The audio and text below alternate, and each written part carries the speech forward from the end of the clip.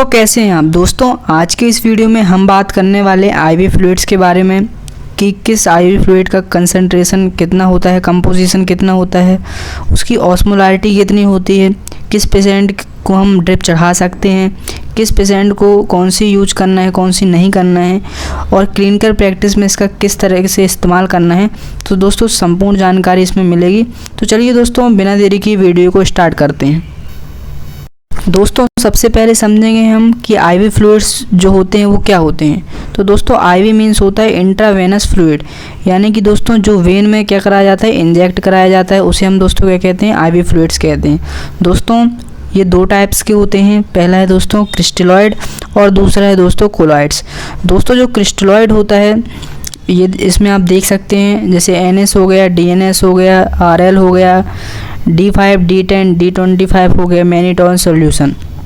ये दोस्तों ये क्रिस्टलॉइड के अंदर आते हैं। और दोस्तों कोलॉइड्स में है जैसे कि हमारे पास है जेलाटिन या फिर दोस्तों डेक्सट्रान, एल्बुमिन, हेटा स्टार्च। तो दोस्तों ये किस में आते हैं, कोलॉइड्स में आते हैं। दोस्तों अब हम समझेंगे कि क्रिस्टलॉइड किसे कहते हैं और कोलॉइड्स किसे कहते हैं।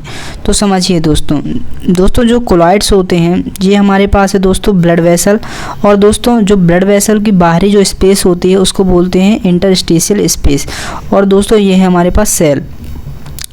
तो दोस्तों आप समझते हैं हम कि कोलॉइड्स क्या होते हैं। दोस्तों जैसे ही यहाँ से हम आईवी फ्लूइड्स देते हैं, जैसे ही यहाँ से आईवी फ्लूइड्स दोस्तों आता है, तो दोस्तों कोलॉइड्स में ये वाली जो ब्लड वेसल की जो वॉल दिख रही है इसको ये क्रॉस नहीं कर पाते हैं ये कोलॉइड्स। दोस्तों जब ये वॉल को तभी क्रॉस कर पाएंगे जब इनकी जो परमेबिलिटी, यानी कि दोस्तों इनकी जो परमेबिलिटी है वो अगर इंक्रीज कर देते हैं, जब ये इस वॉल को क्रॉस कर पाते हैं, नहीं तो नहीं कर पाते हैं।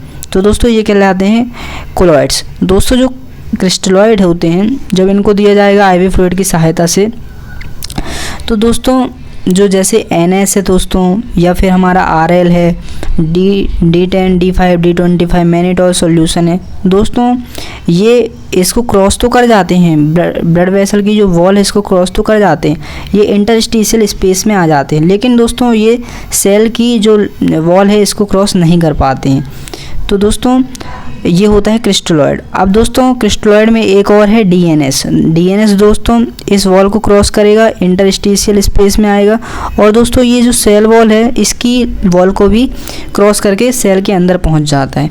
तो दोस्तों अगर किसी को इंट्रासेलुलर डिहाइड्रेशन होता है, इसका मतलब अगर सेल के अंदर पानी की कमी होती है तो उसको कौन सा आईवी फ्लूइड दिया जाता है, DNS, ताकि जो सेल के अंदर की जो पानी की कमी है उसकी पूर्ति हो सके। दोस्तों सबसे पहले हमारा आईवी फ्लूइड से नॉर्मल सेलाइन दोस्तों आप ये स्क्रीन में देख सकते हैं। नॉर्मल सेलाइन की बॉटल है जिसको हम NS कहते हैं। इसमें दोस्तों 0.9% NaCl होता है 100 ml में। इतने इसका मतलब दोस्तों कि 0.9 ग्राम NaCl यानी नमक 100 ml में होता है। ये दोस्तों ये नमक का पानी इसको आप साधारणतः कह सकते हैं। दोस्तों ये स्लाइटली एसिडिक होता है, और दोस्तों जो इसकी ऑस्मोलारिटी है ये 308 मिली ऑस्मो पर लीटर होती है। और दोस्तों आप जानते होंगे कि जो प्लाज्मा होती है उसकी जो ऑस्मोलारिटी होती है 275 से 295 मिली ऑस्मो पर लीटर के समथिंग होती है। दोस्तों उसके हिसाब से ये दोस्तों क्या हो गया, ये हाइपरटोनिक सॉल्यूशन में आ गया, क्योंकि इसकी जो ऑस्मोलारिटी है वो प्लाज्मा की ऑस्मोलारिटी से ज़्यादा है। और दोस्तों जो इसका pH है वो 6.5 के अराउंड होता है।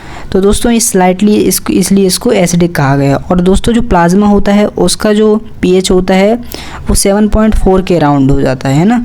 तो दोस्तों जो आईवी फ्लूइड चढ़ाए जाते हैं वो कंसंट्रेशन के हिसाब से चढ़ाए जाते हैं कि आपकी ब्लड प्लाज्मा का कंसंट्रेशन कितना है, उसके हिसाब से डिसाइड किया जाता है कि कौन से आईवी फ्लूइड की इसको रिक्वायरमेंट है। दोस्तों नॉर्मल सेलाइन का यूज जानते हैं दोस्तों, जैसे कोई भी मेडिसिन है अगर वो पाउडर फॉर्म में है, जैसे आप जानते हो कि जैसे मोनोसेफ का जो इंजेक्शन आता है वो पाउडर फॉर्म में रहता है, या फिर एमोक्सिसिलिन एंड पोटेशियम कार्बोनेट का इंजेक्शन आता है वो भी पाउडर फॉर्म में रहता है। तो उसको डाइल्यूट करने के लिए हम इसका इस्तेमाल कर सकते हैं। अब दोस्तों इरिगेशन और इन ब्लैडर, अगर ब्लैडर में इरिगेशन हो रही है, मतलब कि अगर उस मूत्र के द्वारा टॉक्सिक पदार्थ को बाहर निकालना है, मूत्र निकालना है बाहर, है ना, तो हम उसमें कैथेटर का जब इस्तेमाल करते हैं तो वहाँ पे उस वर्ड को बोलते हैं इरिगेशन इन ब्लैडर। दोस्तों तीसरा वर्ड है डायरिया, यानी कि दस्त में अगर किसी को सीवियर दस्त हो रहे हैं या फिर दोस्तों वोमिटिंग हो रही है तो उस केस में भी नॉर्मल सलाइन का यूज किया जा सकता है। हाइपोवॉल्यूमिया, यानी दोस्तों जब ब्लड का लॉस हो जाता है, ब्लड वॉल्यूम कम हो जाता है तो उसको बोलते हैं हाइपोवॉल्यूमिया, यानी कि ब्लड का वॉल्यूम क्या हो जाता है, कम हो जाता है, तो उस केस में भी दोस्तों नॉर्मल सलाइन का इस्तेमाल किया जा सकता है। हाइपोटेंशन, दोस्तों जब कभी भी किसी पेशेंट का दोस्तों बीपी कम जाता है, यानी ब्लड प्रेशर कम जाता है, उस स्थिति को दोस्तों हाइपोटेंशन बोलते हैं। तो दोस्तों जब किसी पेशेंट का ब्लड प्रेशर कम जाता है उस केस में भी नॉर्मल सलाइन का इस्तेमाल किया जा सकता है। एक्यूट ब्लड लॉस, अगर दोस्तों जो कहीं गिर गया है उसके अंदर, है ना, उसके अंदर ये NaCl वगैरह की कमी हो गई है, या फिर दोस्तों कुछ भी उसमें फ्लूइड लॉस हो चुका है, तो acute blood loss, fluid loss हो गया, तो उस केस में भी दोस्तों नॉर्मल सलाइन का इस्तेमाल किया जाता है। हाइपोनेट्रीमिया और क्लोराइड लॉस, अब इसको समझिए दोस्तों, जो NaCl है तो दोस्तों इसमें दो कंपोनेंट है, Na+ और Cl-। तो दोस्तों अगर आपके शरीर में Na की कमी हो गई, यानी कि सोडियम की कमी हो गई, तो इसमें सोडियम मौजूद है इसलिए NS को दिया जा सकता है। और दोस्तों अगर क्लोराइड का लॉस हो गया आपके शरीर में, तो क्लोराइड का लॉस है तो क्लोराइड इसमें मौजूद है, तो अगर इसको देते हैं तो इसकी पूर्ति हो जाती है क्लोराइड की, तो इन कंडीशन में भी दोस्तों नॉर्मल सलाइन को दिया जा सकता है। दोस्तों 8वां पॉइंट है हमारे पास डिहाइड्रेशन, यानी कि पानी की अगर शरीर में कमी हो जाती है ना, तो इस कंडीशन में भी नॉर्मल सलाइन दिया जा सकता है। वुंड वॉशिंग या किसी घाव को धुलने के लिए दोस्तों नॉर्मल सलाइन का इस्तेमाल किया जा सकता है। 9वां पॉइंट है मेंटेन H2O बैलेंस, यानी कि अगर हमारे शरीर में पानी की कमी हो रही है तो अगर उसको चढ़ाते हैं तो जो वाटर का बैलेंस हमारे शरीर में बनना चाहिए वो बन जाता है, तो इसलिए दोस्तों इसका इस्तेमाल मेंटेन वाटर बैलेंस करने के लिए किया जाता है। फुलफिलमेंट ऑफ फ्लूइड लॉस, अगर फ्लूइड लॉस हो गया है तो उसकी फुलफिलमेंट के लिए दोस्तों नॉर्मल सलाइन का इस्तेमाल किया जाता है। दोस्तों अब बात करेंगे हम जो नॉर्मल सलाइन है उसका डोज कितना होता है, मतलब एक दिन में कितना दे सकते हैं, तो 2-3 बॉटल दे सकते हैं दोस्तों, दिन में 1 लीटर वाली दे सकते हैं, 2 से 3 बॉटल दे सकते हैं। दोस्तों आप निषेध, यानी कि नॉर्मल सलाइन को किन पेशेंटों को नहीं देना है, जैसे दोस्तों कार्डियक पेशेंट है, किडनी फेलियर है, या फिर दोस्तों सेप्टिसीमिया जिनको बैक्टीरियल इन्फेक्शन बहुत ज़्यादा ही हो गया है, हाइपरनेट्रीमिया यानी कि सोडियम का लेवल बहुत ज़्यादा है ब्लड में, तो उस कंडीशन में नहीं देंगे। हाई ब्लड प्रेशर है दोस्तों, ब्लड प्रेशर अगर हाई है, अगर आप और नॉर्मल सलाइन देंगे और उसका ब्लड प्रेशर हाई हो जाएगा तो उस कंडीशन में कार्डियक अरेस्ट हो सकता है। दोस्तों जो प्रेग्नेंट लेडी हैं उनको भी NS को नहीं देना है। अब समझिए दोस्तों जो कार्डियक पेशेंट है और किडनी फेलियर है, अगर उन्हें आप नॉर्मल सलाइन दे देते हैं तो क्या होता है दोस्तों, अगर आप उन्हें नॉर्मल सलाइन दे देते हैं तो दोस्तों पल्मोनरी एडिमा हो जाता है ना। अगर कार्डियक पेशेंट है, किडनी पेशेंट, अगर उसको दे रहे हैं आप नॉर्मल सलाइन तो पल्मोनरी एडिमा हो जाएगा। वेंट्रिकल्स अच्छे से पंप ही नहीं कर पाएगा, जो हार्ट के वेंट्रिकल्स हैं वो पंप नहीं कर पाएंगे, तो जाके फ्लूइड कहाँ भरेगा, जाके आपकी लंग्स में भरेगा। उस कंडीशन में दोस्तों पल्मोनरी एडिमा हो जाएगा, जिसके कारण आपके हाथ पैर में सूजन या फिर दोस्तों जो गाल वगैरह फूले फूले नज़र आएंगे, तो उसमें सूजन देखने को आपको मिल सकती है। तो दोस्तों इन कंडीशन में दोस्तों हमको अगर देख रहे हैं तो नॉर्मल सलाइन का इस्तेमाल नहीं करना है। अब हम बात करेंगे DNS के बारे में। दोस्तों इसी को ग्लूकोज की बोतल कहते हैं ना। कोई भी आता है पेशेंट बोलते हैं सर ग्लूकोज की बोतल चढ़ा दीजिए, तो दोस्तों ये DNS होता है, डेक्सट्रोज नॉर्मल सलाइन जिसको कहते हैं। कंपोजिशन की बात कर लेते हैं दोस्तों, तो 0.9% इसमें दोस्तों NaCl होता है, जो किस में था, NS में था। और दोस्तों इसमें 5 ग्राम डेक्सट्रोज रहता है ना, शक्कर की मात्रा रहती है इन 100 ml, ठीक है ना, यानी 100 ml की बोतल में इतना कंपोजिशन हमको देखने को मिलता है। दोस्तों 585 मिली ऑस्मो पर लीटर इसकी दोस्तों ऑस्मोलारिटी होती है, यानी दोस्तों ये काफ़ी हाइपोटोनिक सॉल्यूशन है, NS से भी ज़्यादा। इसका यूज़ की बात कर लेते हैं दोस्तों, तो ये अगर किसी के शरीर में वीकनेस रहती है ना, कमजोरी रहती है, फटीग यानी कि थकान रहती है किसी के शरीर में दोस्तों, बहुत ज़्यादा थकान लग रही है, कमजोरी लग रही है दोस्तों, या फिर दोस्तों उसको हाइपोटेंशन है ना, हाइपोवॉल्यूम यानी ब्लड लॉस, ब्लड वॉल्यूम उसका कम हो रहा है, या फिर दोस्तों हाइपोग्लाइसीमिया यानी कि जो शुगर का लेवल है ब्लड में कम हो रहा है या कम है, तो दोस्तों उस कंडीशन में DNS का इस्तेमाल किया जा सकता है। फ्लूइड लॉस हो रहा है दोस्तों ड्यू टू एक्सीडेंट कंडीशन, उसका ब्लड शुगर भी कम होगा, या फिर दोस्तों इंसुलिन शॉक को कुछ ठीक करने के लिए दोस्तों इसका इस्तेमाल किया जाता है। वोमिटिंग या फिर डायरिया दोस्तों, यानी कि अगर किसी को उल्टी हो रही है, दस्त हो रहे हैं, तो उस केस में भी दोस्तों डीएनएस का इस्तेमाल किया जा सकता है। अगर आपके शरीर में सॉल्ट का लेवल कम हो रहा है, यानी NaCl तो दोस्तों इसमें है ही, अगर उसमें ग्लूकोज का लेवल भी कम हो रहा है तो आप इसका इस्तेमाल कर सकते हैं। एल्कलोसिस है दोस्तों, तो इसका इस्तेमाल किया जा सकता है।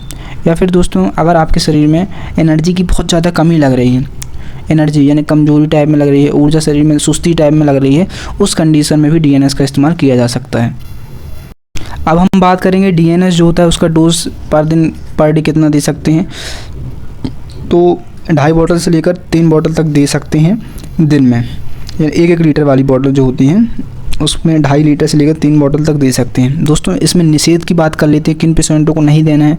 तो दोस्तों जो शुगर के पेशेंट होते हैं, क्योंकि इसमें शुगर वैसे ही रहता है, तो जो शुगर के पेशेंट हैं जिनको शुगर लेवल जिनका हाई है उसको नहीं देना है। हाइपरनेट्रीमिया यानी कि सोडियम का लेवल ब्लड में ज़्यादा शो कर रहा है, अगर टेस्ट करवा रहे हैं हम, तो उस कंडीशन में भी दोस्तों डीएनएस नहीं देना है। अगर दोस्तों हाई ब्लड प्रेशर है, नहीं देना है, क्योंकि हाई ब्लड प्रेशर वैसे ही अगर इसको और देते हैं और ब्लड प्रेशर बूम मार जाएगा। हाइपर वॉल्यूमिया यानी ब्लड लॉस, दोस्तों ब्लड वॉल्यूम जो है वो अगर ज़्यादा है तो देने की ज़रूरत नहीं है, क्योंकि डीएनएस और देंगे तो और ब्लड वॉल्यूम जो हो जाएगा बढ़ जाएगा, इसके कारण हाइपरटेंशन आपको देखने को मिलेगा। दोस्तों अब हम बात करेंगे कि आरएल के बारे में। दोस्तों आरएल का मतलब होता है रिंगर लैक्टेट। दोस्तों इसका कंपोजिशन की बात कर लेते हैं तो इसमें होता है NaCl, potassium chloride, sodium lactate, calcium chloride या फिर दोस्तों बफर जिसको SCO3- भी कहते हैं। दोस्तों जो इसकी ऑस्मोलारिटी होती है ये लगभग जो प्लाज्मा की ऑस्मोलारिटी होती है 275 से लेकर 295 तक, उसकी ऑस्मोलारिटी की लगभग समान होती है। जैसे इसकी ऑस्मोलारिटी कितनी है 280 मिली ऑस्मो पर लीटर। इसलिए दोस्तों इसको क्या कहते हैं, बैलेंस सॉल्यूशन और आइडियल सॉल्यूशन भी कहते हैं। तो ये बात दोस्तों आपको ध्यान रखना है कि बैलेंस सॉल्यूशन और आइडियल सॉल्यूशन किसे कहते हैं, तो आरएल को बैलेंस सॉल्यूशन और आइडियल सॉल्यूशन कहते हैं। दोस्तों इसके यूजेस के बारे में बात करेंगे तो इलेक्ट्रोलाइट बैलेंस के केस में दोस्तों इसका इस्तेमाल किया जा सकता है। इलेक्ट्रोलाइट, क्योंकि दोस्तों इसमें इतने सारे इसमें कंपोजिशन हमको देखने को मिल रहे हैं, तो इलेक्ट्रोलाइट अगर इम्बैलेंस है शरीर में तो उस केस में आरएल का इस्तेमाल किया जा सकता है। डायबिटिक कीटो एसिडोसिस है दोस्तों, तो उस कंडीशन में भी आरएल का इस्तेमाल किया जा सकता है। डायबिटीज़ पेशेंट है या फिर दोस्तों बर्निंग, अगर कोई पेशेंट जल गया है उस कंडीशन में इसका इस्तेमाल करेंगे। ड्यूरिंग सर्जरी, अगर सर्जरी हुई है, इलेक्ट्रोलाइट का इम्बैलेंस हुआ, इलेक्ट्रोलाइट की कमी हुई है, उस कंडीशन में भी इसका इस्तेमाल किया जा सकता है। हाइपोटेंशन यानी ब्लड प्रेशर की कमी हो गई है, या फिर दोस्तों न्यूट्रिशनल डिफिशियंसी यानी कि कुपोषण है, न्यूट्रिशन की कमी है, तो उस कंडीशन में भी इसका इस्तेमाल किया जा सकता है। GI ट्रैक्ट में फ्लूइड का लॉस है, उस कंडीशन में भी इसका इस्तेमाल किया जा सकता है। या फिर दोस्तों लूज मोशन लग रहे हैं, लूज मोशन में क्या होता है दोस्तों, लूज मोशन में यानी दस्त में इलेक्ट्रोलाइट का बहुत ज़्यादा लेवल कम हो जाता है, तो उस कंडीशन में ORS दिया जा सकता है। या फिर दोस्तों अगर बॉटल लगवा रहे हैं तो RL दिया जा सकता है। और दोस्तों एसिडोसिस की जो पहली स्टेज है यानी एयरली कंडीशन इन एसिडोसिस, उसकी पहली स्टेज में एसिडोसिस की कंडीशन में आरएल का इस्तेमाल किया जा सकता है। अब दोस्तों जो हमारा आरएल होता है कि ये कैसे चढ़ाया जाता है, देखना कि जो आरएल जैसे हमारे फ्लूइड का लॉस हुआ, कहीं गिर गए, एक्सीडेंटल कंडीशन हो गई और गिर गए, तो उसमें अगर 1 लीटर जैसे फ्लूइड का लॉस हो गया तो वहाँ इलेक्ट्रोलाइट का इम्बैलेंस होगा, न्यूट्रिशनल डिफिशियंसी होगी, है ना, और हाइपोग्लाइसीमिया की कंडीशन भी देखने को मिल सकती है। तो दोस्तों तो इसको जैसे 1 लीटर ब्लड लॉस हुआ तो उसमें कितना चढ़ाने पड़ेगा, 3 लीटर ये चढ़ाना पड़ेगा, आरएल चढ़ाना पड़ेगा, यानी कि 3:1 में काम करती है। अगर 1 लीटर ब्लड का लॉस हुआ है तो 3 लीटर आरएल चढ़ाना पड़ता है। कॉन्ट्रा इंडिकेशन की बात करेंगे दोस्तों, जो आरएल होता है उसका जो डोज होता है दोस्तों ये 500 ml से लेकर 1000 ml तक इसको 24 आवर में हम दे सकते हैं। और दोस्तों जैसे इसके निषेध की बात करें, कॉन्ट्रा इंडिकेशन क्या है, तो लीवर जैसे जिनका डैमेज है उनको नहीं देना है, क्योंकि दोस्तों जो लैक्टेट होता है, ये जो लैक्टेट आपको दिख रहा है ये लीवर से कन्वर्ट किस में हो जाता है, ये बाइकार्बोनेट आयन में कन्वर्ट हो जाता है। और जो दोस्तों बाइकार्बोनेट आयन होता है जिसको हम SCO3- कहते हैं दोस्तों, ये बफर होता है, बेसिक इन नेचर होता है दोस्तों। तो जो हमारा अगर ब्लड लीवर डैमेज है दोस्तों, अगर इसको आप दे रहे हैं तो आपके ब्लड में बेसिसिटी बढ़ जाएगी, क्योंकि दोस्तों लैक्टेट की मात्रा आपके ब्लड में बढ़ जाएगी, क्योंकि आपका लीवर डैमेज है और ये लैक्टेट को SCO3- में कन्वर्ट नहीं कर पाए। अगर लीवर डैमेज नहीं है तो दे सकते हैं, क्योंकि ये बेसिक इन नेचर है। अगर आपका ब्लड एसिडिक इन नेचर हुआ तो बेस और एसिड मिलकर क्या कर देंगे, न्यूट्रलाइज कर देंगे, यानी ब्लड को जो आपका न्यूट्रलाइज कर देंगे तो कोई दिक्कत नहीं रहेगी। और दोस्तों अगर जिसको ब्रेन एडिमा है, तो ब्रेन एडिमा वाले भी केस में पेशेंट को नहीं देना है, क्योंकि दोस्तों इसलिए नहीं देना है क्योंकि ये आरएल एक प्रकार का सॉल्यूशन है। और दोस्तों जब ये सॉल्यूशन जो ये रहता है, आरएल वाला सॉल्यूशन रहता है, ये क्या करेगा, जैसे हम आरएल देते हैं ये जाएगा और जो सेंसिटिव रहती हैं, जो न्यूरॉन्स होती हैं वो सेंसिटिव होती हैं, तो उसके कारण दोस्तों ये उस जो ये फ्लूइड है उसको वो एब्जॉर्ब कर लेंगे, जो न्यूरॉन्स वहाँ के रहेंगे, और वहाँ पे दोस्तों बहुत ज़्यादा स्वेलिंग हो जाएगी, एडिमा बन जाएगा, वहाँ पे पानी भर जाएगा। इसलिए ब्रेन एडिमा के केस में भी दोस्तों आरएल नहीं दिया जाता है। आरएल की दोस्तों एक महत्वपूर्ण बात और भी है, जैसे किसी पेशेंट को हम आरएल दे रहे हैं, उसके एक हाथ में क्या चल रहा है, ब्लड चढ़ रहा है, एक हाथ में ब्लड चढ़ रहा है और एक हाथ में आरएल चढ़ रहा है। तो आरएल एक हाथ में, अगर ब्लड चढ़ रहा है एक हाथ में और आरएल दे रहे हैं तो उस कंडीशन में हम नहीं देंगे। क्यों नहीं देंगे दोस्तों, इसमें होता है कैल्शियम। क्या होता है, कैल्शियम। अब दोस्तों जो कैल्शियम होता है, ये जो हमारा ब्लड होता है उसके क्या करेगा दोस्तों, एंटी जो कोआगुलेंट की प्रॉपर्टी है ना दोस्तों, यानी कि जो थक्का बनने की जो प्रक्रिया है, अगर ब्लड में जो थक्का बन रहा है दोस्तों, जो ब्लड पंप होता है उसमें क्या होता है, EDTA होता है, जो एंटी कोआगुलेंट इन नेचर होता है। और दोस्तों आरएल में क्या होता है, कैल्शियम होता है, ये इससे कंबाइन कर जाता है और जो एंटी कोआगुलेंट का दोस्तों इफेक्ट होता है वो कम हो जाता है। तो दोस्तों थक्के जो होते हैं, ब्लड क्लॉटिंग होने का खतरा बढ़ जाता है। इसलिए दोस्तों जो एक साथ में नहीं दिया जाता है, अगर ब्लड चढ़ रहा है तो इसको नहीं दिया जाएगा, है ना, तो एक साथ इनको नहीं दिया जाता है। या फिर दोस्तों जिनके बॉडी में पोटेशियम का लेवल ज़्यादा है ना, तो उनको नहीं देते हैं। या फिर दोस्तों जिनका मेटाबॉलिक एल्कलोसिस है, उनको भी, उन पेशेंटों को भी आरएल नहीं दिया जाता। अब बात करेंगे दोस्तों D5, D10, D25 के बारे में। इन्हों दोस्तों डेक्सट्रोज कहते हैं, मतलब कि इसमें 5 ग्राम डेक्सट्रोज होगा 100 ml में, या फिर 10 ग्राम होगा 100 ml में, या फिर दोस्तों 25 ग्राम होगा 100 ml में। दोस्तों जो D5 ये वाले जो सॉल्यूशन होते हैं दोस्तों, ये आइसोटोनिक तो होते हैं, यानी कि इनिशियल में आइसोटोनिक होते हैं, यानी कि शुरुआती स्टेज में आइसोटोनिक होते हैं। लेकिन दोस्तों जैसे जैसे ये बॉटल लगती हैं, इनका डेक्सट्रोज ख़त्म होता जाता है, तो ये फिर दोस्तों हाइपोटेनिक हो जाती हैं, यानी कि हाइपोटोनिक हो जाती हैं। तो दोस्तों जैसे ब्रेन एडिमा या फिर ब्रेन इंजरी वाले जो पेशेंट होते हैं उनको ये नहीं दिया जाता है, क्योंकि दोस्तों ब्रेन के जो न्यूरॉन्स होते हैं, जो सेल्स होती हैं, वो काफ़ी सेंसिटिव होती हैं हाइपोटोनिक सॉल्यूशन के प्रति, जिसके कारण वो पूरा वो फ्लूइड खींच लेती हैं और स्वेल कर जाती हैं, फूल जाती हैं। तो उन कंडीशन में इनका इस्तेमाल नहीं किया जाता। अब यूज के बारे में बात कर लेते हैं दोस्तों। जो जैसे हाइपोग्लाइसीमिया, किसी को ग्लूकोज की कमी हो रही है, शुगर लेवल कम है उसका, तो हम इसका इस्तेमाल कर सकते हैं। पानी की कमी है दोस्तों, उस कंडीशन में भी इसका इस्तेमाल किया जा सकता है। चक्कर आ रहे हैं दोस्तों, उस कंडीशन में भी इसका इस्तेमाल किया जा सकता है। हाइपोटेंशन या फिर डायरिया है दोस्तों, तो इस कंडीशन में इसका इस्तेमाल किया जा सकता है।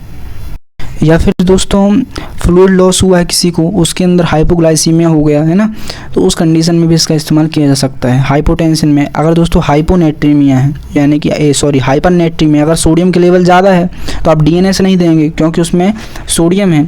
तो अगर हाइपोग्लाइसीमिया की कंडीशन आ रही है तो आप D5 ये दे सकते हैं, है ना। और प्रिवेंशन ऑफ स्टारवेशन कीटोसिस, तो दोस्तों इसका इस्तेमाल किया जा सकता है। अब दोस्तों हम बात करेंगे डोज के बारे में और इसके कॉन्ट्राइंडिकेशन के बारे में। दोस्तों इसका डोज की बात कर लेते हैं हम, तो 2000 से लेकर 2500 ml तक इसको दिन में दिया जा सकता है दोस्तों। अगर कॉन्ट्राइंडिकेशन की बात करें दोस्तों, तो जो ब्रेन एडिमा वाले पेशेंट होते हैं उनको नहीं देना है, जैसे कि मैंने आपको पहले भी बताया। अब दोस्तों जैसे एडिमा अगर हो गया है, एडिमा हो गया है, तो उसको कम करने के लिए कौन से सॉल्यूशन देंगे, तो उसके लिए दोस्तों हम हाइपरटोनिक सॉल्यूशन देंगे। क्या देंगे, हाइपरटोनिक सॉल्यूशन। जैसे 3% NS हो गया दोस्तों, तो ये क्या करेगा दोस्तों, जो एडिमा हो गया है उसके अंदर की पानी को क्या करेगा दोस्तों, खींच लेगा। खींचेगा कैसे, कि वाटर का जो कंसनट्रेशन है वो हाई से लो की तरफ जाएगा, तो पूरा जो फ्लूइड है वो हाई से लो आने के कारण वहाँ का पूरा फ्लूइड बह के यहाँ पे आ जाएगा और वहाँ की जो स्वेलिंग है वो पचक जाएगी, यानी कि जो स्वेलिंग है वो ख़त्म हो जाएगी, एडिमा दूर हो जाएगा धीरे धीरे।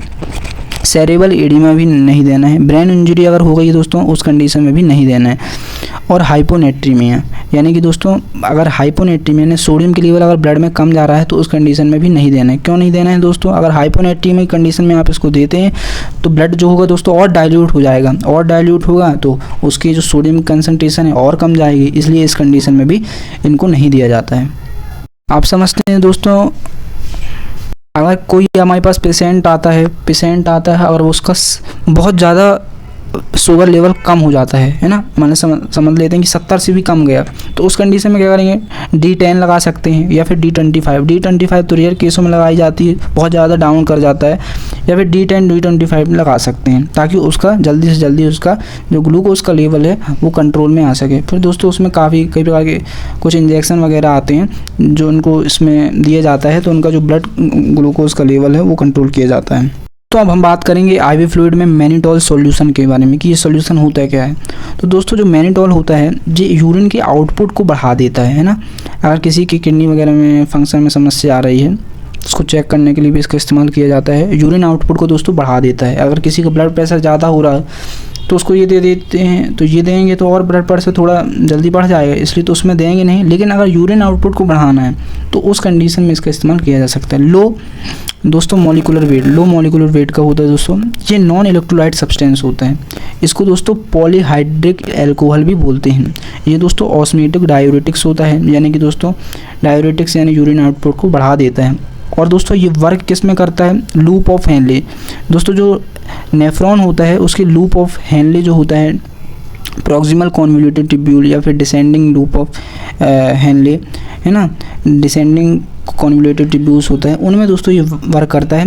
क्या करता है दोस्तों, जो सोडियम या फिर दोस्तों वाटर के एब्जॉर्प्शन को रोकता है, जिसके कारण यूरिन आउटपुट बढ़ जाता है। कंपोजिशन की बात करते हैं दोस्तों तो 20 ग्राम मैनिटोल इन 100 ml में होता है। यानी अगर 20% वाला लिए हैं हम तो 20 ग्राम मैनिटोल होगा 100 ml वाली बॉटल में। यूज की बात कर लेते हैं दोस्तों तो रिड्यूस इंट्राक्रैनियल प्रेशर, यानी दोस्तों जैसे किसी को ब्रेन एडिमा हो गया है ना, तो अगर इसको दे देते हैं तो उसका जो इंट्राक्रैनियल प्रेशर बढ़ा हुआ है वो कम जाएगा, ब्रेन एडिमा ख़त्म हो जाएगा। अगर कोई दोस्तों पॉइजन खा लिया है ना, पॉइजन वगैरह, तो इसकी सहायता से उसको एलिमिनेट किया जा सकता है, बॉडी से बाहर निकाला जा सकता है। ग्लूकोमा है दोस्तों, आई की आँखों की डिसीज़ होती है। इस कंडीशन में भी दोस्तों क्या होता है कि जो हमारी आई बॉल्स होती हैं उसमें क्या हो जाता है तो फ्लूइड भर जाता है, जिसके कारण दोस्तों हमारी जो आई होती हैं वो बाहर निकली हुई प्रतीत होती हैं, तो उस कंडीशन को बोलते हैं ग्लूकोमा। अगर हम उस कंडीशन में देते हैं तो आई हमारी पहले जैसे सही हो जाती है। ओलिगोयूरिया दोस्तों, यूरिन का प्रोडक्शन कम हो रहा है, उस कंडीशन में भी दे सकते हैं। स्ट्रोक लग गया है, ट्रॉमा लग गया है, या फिर दोस्तों अगर हमको ब्लड वॉल्यूम को दोस्तों अगर इसमें अगर देते हैं तो हमारा जो ब्लड वॉल्यूम हो जाता है बढ़ जाता है। ब्लड वॉल्यूम जैसे बढ़ेगा तो ग्लोमेरुलर कैपिलरी से दोस्तों इसका GFR है जो ग्लोमेरुलर फिल्ट्रेशन रेट वो भी दोस्तों इंक्रीज हो जाएगा, जिसके कारण दोस्तों क्या होगा, यूरिन आउटपुट यानी जो मूत्र जो निकल रहा है वो भी दोस्तों क्या हो जाएगा, बनने की प्रक्रिया भी तेज़ हो जाएगी और निकलने की प्रक्रिया भी तेज़ हो जाएगी। तो यूरिन आउटपुट क्या हो जाएगा दोस्तों, इंक्रीज हो जाएगा। दोस्तों अब हम बात कर लेते हैं मैनिटोल सॉल्यूशन के डोज के बारे में। तो 1 ग्राम पर किलोग्राम व्यक्ति के हिसाब से इसको दिया जा सकता है दोस्तों। इसको स्लो दिया जाता है दोस्तों, इसको कंप्लीट लगभग 1 घंटे में कंप्लीट किया जाता है। दोस्तों कॉन्ट्राइंडिकेशन की बात करते हैं तो जैसे दोस्तों हेड इंजरी वाले पेशेंट हैं उनको नहीं दिया जा सकता है ना, क्योंकि हेड इंजरी वाले हैं दोस्तों वैसे इनको दिया जाएगा, उनका यूरिन आउटपुट और बढ़ जाएगा, ब्लड वॉल्यूम बहुत ज़्यादा कम हो जाएगा, तो उनको नहीं दिया जाएगा। एक्टिव ब्लीडिंग जिनको हुई है दोस्तों उनको नहीं दिया जाएगा। पल्मोनरी एडिमा जिनको है उनको भी नहीं दिया जाएगा, क्योंकि दोस्तों ये दिक्कत करता है। लेफ्ट वेंट्रिकुलर फेलियर है दोस्तों और मैनिटोल सॉल्यूशन देंगे उसकी वजह से दोस्तों और ज़्यादा खतरा उत्पन्न होगा। किडनी फेलियर है दोस्तों, अगर इसको देते हैं तो किडनी को ज़्यादा वर्क लोड उसको पड़ेगा है ना, ज़्यादा काम करना पड़ेगा, उस कंडीशन में नहीं देंगे। एन्यूरिया के केस में भी दोस्तों मैनिटोल सॉल्यूशन का इस्तेमाल नहीं किया जाता है। तो दोस्तों ये थी IV फ्लूइड के बारे में कंप्लीट जानकारी। तो दोस्तों अब हम बताएंगे कि मैनिटोल जो सॉल्यूशन होते हैं, फ्लूइड्स होते हैं, इसके लिए हमें क्या क्या बातों का ध्यान रखना चाहिए। दोस्तों जैसे हम क्लिनिकल प्रैक्टिस वगैरह करते हैं तो कोई भी पेशेंट आया, जनरल प्रैक्टिस वगैरह जो करते हैं, किसी भी पेशेंट को IV फ्लूइड देने से पहले उसका क्या क्या चेक करना चाहिए, जैसे ब्लड प्रेशर हो गया, शुगर हो गया, और भी टेस्ट होते हैं दोस्तों, इलेक्ट्रोलाइट वगैरह का चेकअप होता है। लेकिन अगर आपके पास ये सब नहीं है तो तभी भी आप ब्लड शुगर और दोस्तों ब्लड प्रेशर का चेकअप कर सकते हैं। इसकी मदद से दोस्तों आपको थोड़ा आइडिया लग जाएगा कि कौन सा फ्लूइड देना है हमको, कौन सा नहीं। तो दोस्तों कोई भी अगर आप दे रहे हैं तो इन बातों का ज़रूर ध्यान रखना है कि आप उनका ब्लड प्रेशर ज़रूर मेज़र करें और शुगर भी मेज़र करें, तब जाके आप कंफर्म करें कि कौन सा उनको IV फ्लूइड देना चाहिए, कौन सा नहीं।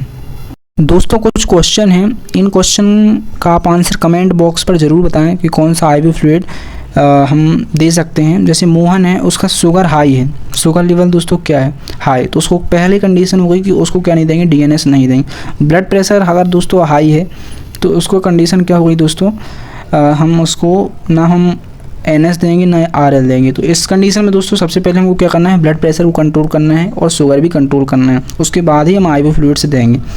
जो हमारी बबीता हैं उनको हाइपोटेंशन है, तो दोस्तों हाइपोटेंशन है और वीकनेस है, तो इस कंडीशन में दोस्तों हम DNS दे सकते हैं। और इलेक्ट्रोलाइट की कमी है तो DNS प्लस RL दे सकते हैं, है ना।